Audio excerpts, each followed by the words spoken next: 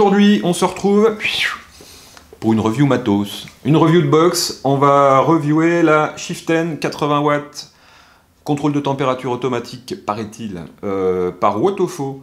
Wotofo, décidément j'aime plus leurs atos que leurs box. Voilà, il y a toujours un petit truc qui me dérange. Bon, voilà, c'est comme ça. Allez, on passe en gros plan tout de suite, on détaille le truc, et puis après je repasse en plan large, on vapote un coup avec, on discute un petit peu, et comme d'hab, je me casse. A tout de suite en gros plan. C'est parti. Allez, donc, cette box, il va y avoir quand même plusieurs trucs à dire dessus. C'est une box simple hein, d'utilisation, mais il y a cette histoire de contrôle de température automatique qui peut être bien ou qui ne peut être pas bien. Ça, on va voir en détaillant, et puis après, vous ferez vous-même votre propre opinion si jamais vous achetez cette box. Toc. Donc, la boîte, comme d'hab. Ils ont fait un petit peu toutes les mêmes boîtes maintenant hein, pour leur box. Ça ressemblait à ça. Le manuel d'utilisateur qui va être comme ils font maintenant. Assez clair quand même, avec des petites icônes pour pouvoir comprendre. C'est toujours en anglais. Bah oui, hein, voilà. À l'intérieur, on va avoir la box, si je réussis à l'enlever. Là-dedans, le petit câble micro USB, donc ça on s'en fout un petit peu. On en a tous 50. Alors, la box. Donc, cette box, la Chieftain 80 watts. Donc, c'est une box 80 watts de chez Wotofo.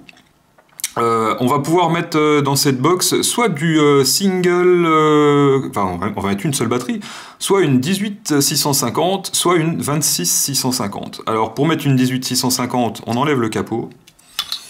On va prendre ce petit bitonio là, alors qu'on va pouvoir mettre dans un sens ou dans l'autre, peu importe. On va glisser sa batterie à l'intérieur, comme ça. Et puis on va venir mettre le plus ici, le moins ici, comme ça. En mettant le moins en premier, parce qu'il est sur ressort. Tac, comme ça. Il y a des petits joints toriques ici, qui vont permettre de faire contact avec le capot, et du coup, ça tient plutôt pas mal. Voilà. Si on veut mettre une 650, on vire tout le merdier. On va prendre sa 26650 qui est dans le chargeur. Et même principe. Le moins est ici, le plus est ici, et on vient l'enficher dedans, comme ça. J'ai de plus en plus de problèmes avec ces trucs qui sont un peu trop ajustés, et puis qui viennent marquer les batteries, là, quand on rentre un peu comme un bourrin. Bon, c'est pour ça qu'on la rentre un petit peu sur le bord, juste sur le bord comme ça, on appuie, et après on vient faire glisser pour limiter les dégâts, entre guillemets, s'il peut y avoir des dégâts. Le capot, et voilà, donc 26650. On va faire le tour de la box. 3 boutons, ils sont pas mal les boutons, ils sont assez durs, mais du coup ça donne une impression de solidité. Voilà. Elle est assez fragile, regardez, elle est déjà toute rayée, ça fait une grosse semaine que je l'ai celle-là. Elle a juste été posée ça dans mon sac avec mes autres matos. Les autres matos sont pas rayés, et là j'ai vraiment des micro-rayures au large. Bon, bref. Vous remarquerez que sur cette box, on n'a pas de trou de dégazage, nulle part. Là, c'est pas des trous de dégazage, hein, c'est juste les petites encoches pour récupérer la coque là derrière. On pourrait se dire, oh, si ça doit dégazer, ça passera par là. Eh ben non plus, hein, parce que quand on enlève l'intérieur, on se rend quand même compte qu'il n'y a rien. Hein, c'est tout. C'est pas scellé non plus, hein, mais il n'y a pas beaucoup d'endroits pour que l'air puisse, enfin le dégazage puisse se faire. Bon, voilà, bah, écoutez, c'est comme ça. Toc, on va remettre ça dedans, comme ça. Le capot, on va pouvoir le mettre dans le sens qu'on veut, hein. Pas un souci. Voilà, gauche-droite.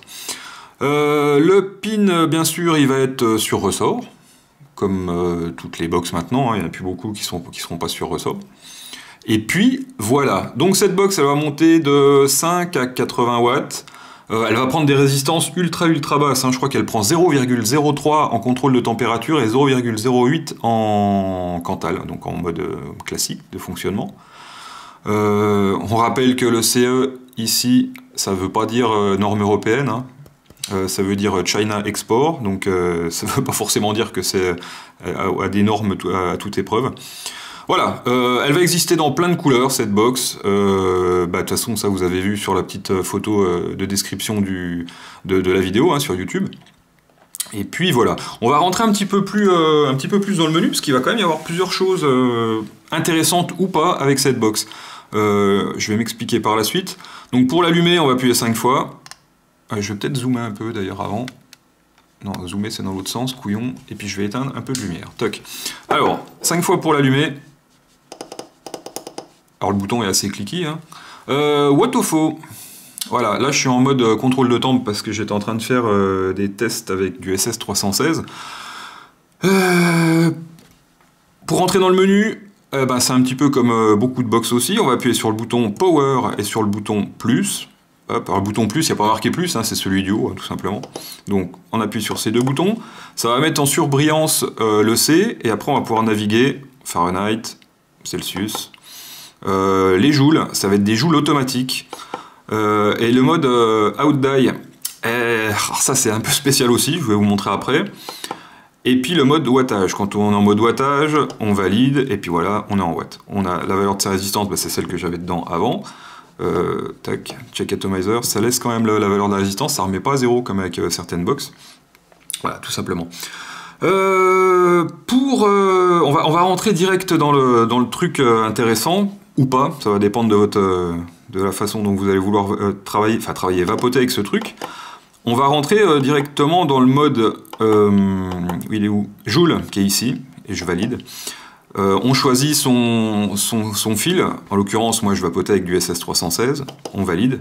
Et puis là on se rend compte qu'on ne peut régler aucune puissance. C'est-à-dire que c'est un auto-contrôle de température. Et dans la description là, de la petite notice, ils nous disent que tu tires une petite latte, ça fait un petit nuage, tu tires une grosse latte, ça fait un gros nuage. Voilà, beaucoup de promesses. Moi, ça fait une petite semaine que je teste comme ça, j'ai pas vu d'énormes différences. C'est vrai que plus on va tirer une grosse latte, plus on fera un gros nuage, c'est normal, parce qu'on va quand même aspirer un peu plus de vapeur. J'ai pas vu une grosse différence. Bon, l'avantage, c'est qu'il n'y a pas à régler tous les joules qu'on pourrait faire, comme on pourrait faire avec un SX350 JV2, par exemple, où ça peut être un petit peu plus compliqué. Là, on se met en mode joule, on vapote, point barre. Après, ensuite, pour le mode Out-Die, alors par contre celui-là c'est un peu plus bizarre. Je vous montrerai après. Je vais faire un réglage justement spécial pour que vous compreniez. On va avoir tous ces petits indicateurs sur le dessus là. Je vais zoomer un petit peu plus. Hop, oula. Mise au point, s'il vous plaît. Voilà. Ce mode Out-Die, on va venir se mettre, si j'y arrive. Tac. Là j'ai toutes ces petites lignes qui s'affichent, et en dessous là j'ai un petit truc qui clignote. J'ai mes watts qui sont ici. Bon là j'ai une résistance à 0,62, je vais pas me mettre à 80 watts. Par exemple, je vais mettre ma première valeur, allez, à 35 watts. Alors par contre c'est un peu chiant leur système de défilement de watts, c'est très rapide. Et du coup on peut pas se mettre exactement comme on veut. Donc là j'ai mis celui-là. J'appuie sur le bouton, je passe à celui d'à côté, qui est à 14 watts. Volontairement, je vais le mettre à 14 watts. Je passe sur celui d'à côté, qui est à 20 watts, et je vais le mettre comme son grand frère, à 35 watts, pour qu'on puisse se rendre compte de l'effet que ça donne à la vape, en fait. Je passe sur celui d'à côté qui est à 14 watts, je le laisse, je repasse sur celui qui est à côté qui est à 20 watts, je vais le remettre à 35. Ça va certainement cramer ma résistance, mais bon, c'est pour la science. Merde. Toc, et celui d'à côté qui est à 14 watts. Voilà. Pour valider, je vais appuyer sur le bouton longuement. Toc. Merde, je vais changer de côté. Voilà, là je suis en Out-Die. Ce qui va se passer quand je vais mettre mon atomiseur dessus, chose que je vais faire tout de suite, donc là je vais mettre un gobelin V3 avec dedans du fixeur, oh, comme c'est original. Hop, alors new coil, bah oui bien sûr, parce que je viens de mettre un nouvel ato, toc, je suis en Out-Die, et en théorie, ça va me faire des pics, donc à 35, 14, 35, 14, 35, 14. L'utilité du truc, bah voilà quoi, ça a le mérite d'être là, comme je dis souvent sur certains matos. Je sais pas si vous allez entendre ça au micro.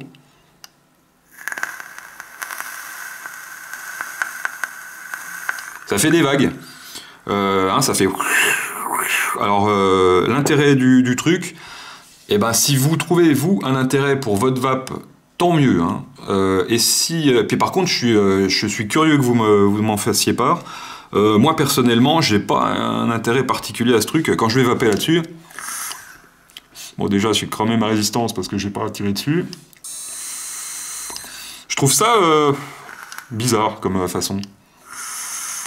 Bref. Ça a le mérite d'être là. Alors, à la rigueur, le mode Joule automatique, ouais, ça peut être sympa. Ça, c'est clair. Et ça marche plutôt pas mal. Par contre, le mode Outdie, là, j'ai pas bien compris. Puis apparemment, les gens qui ont testé ça ont pas super bien compris non plus. Soit on est un peu con, soit je comprends pas. J'ai demandé à Autofo, ils m'ont répondu exactement ce que je viens de vous dire. Donc que ça sert à faire des waves, des vagues, pour avoir une vape qui est un peu différente. Alors à la rigueur, on pourrait s'en servir comme... c'est la seule chose moi que j'ai trouvé cohérente. On pourrait s'en servir un petit peu comme... comme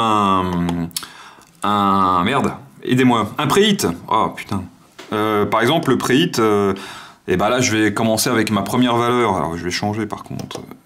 Je vais commencer avec ma première valeur à 40 watts.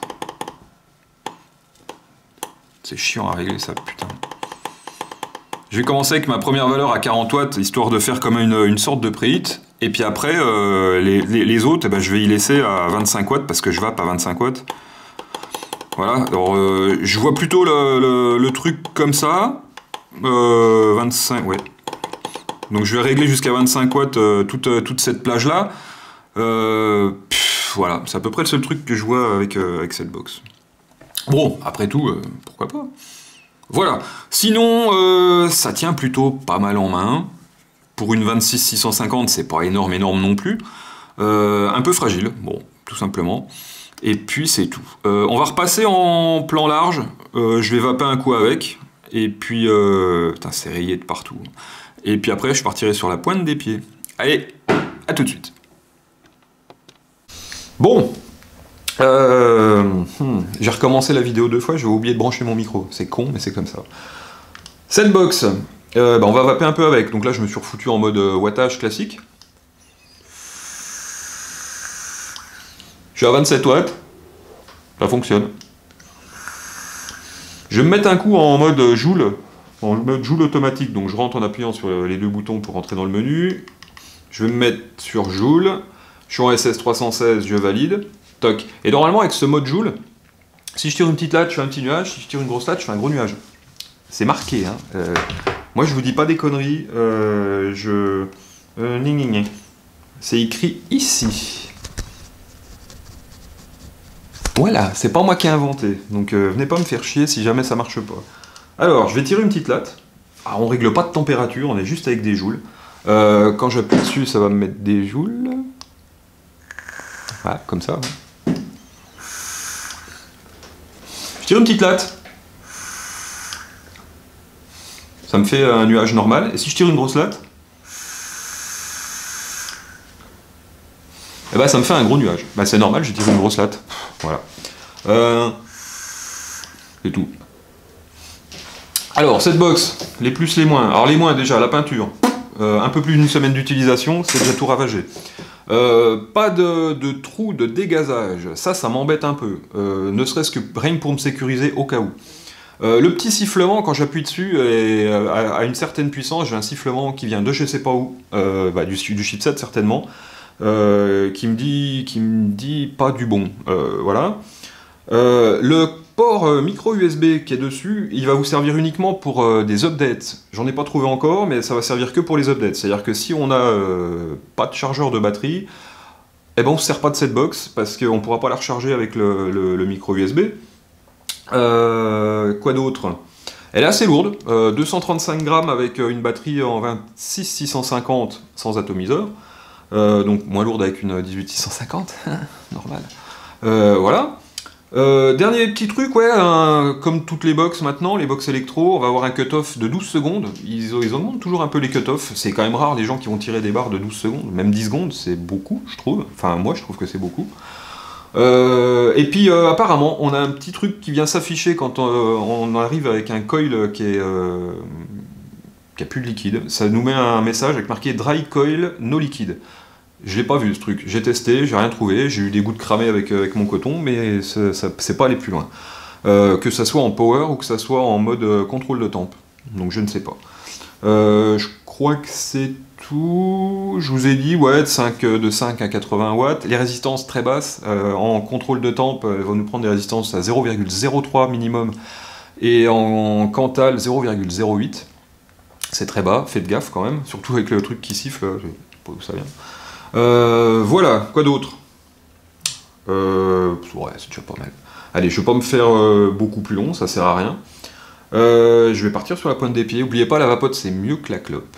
N'oubliez pas que toutes les vidéos que je fais, c'est pas ça qui va vous faire arrêter de fumer. Parce qu'on est tous sur du matériel qui est pas forcément pour les débutants. Donc du coup, que ça soit mes vidéos ou les vidéos de 99% des gens qui font des vidéos sur YouTube en ce moment, c'est plus adressé à vous qui me suivez, déjà des geeks, ou alors des gens qui sont un peu curieux et qui veulent voir à quoi ça ressemble. Si vous voulez des vrais conseils, allez en magasin spécialisé. Problème, essayez de trouver sur internet des adresses de shops sérieux, pas de pimpins qui vont vous vendre des box à 80 watts avec des atos que vous allez vaper à 0,2 ohm à 50 watts. C'est pas avec ça que vous arrêterez de fumer. Et me dites pas le contraire, j'en ai des preuves tous les jours. Allez, je disparais dans un petit nuage de vapeur et puis on se retrouve pour d'autres trucs. J'ai plein de trucs à reviewer encore et puis j'ai pas trop le temps en ce moment. Et à bientôt!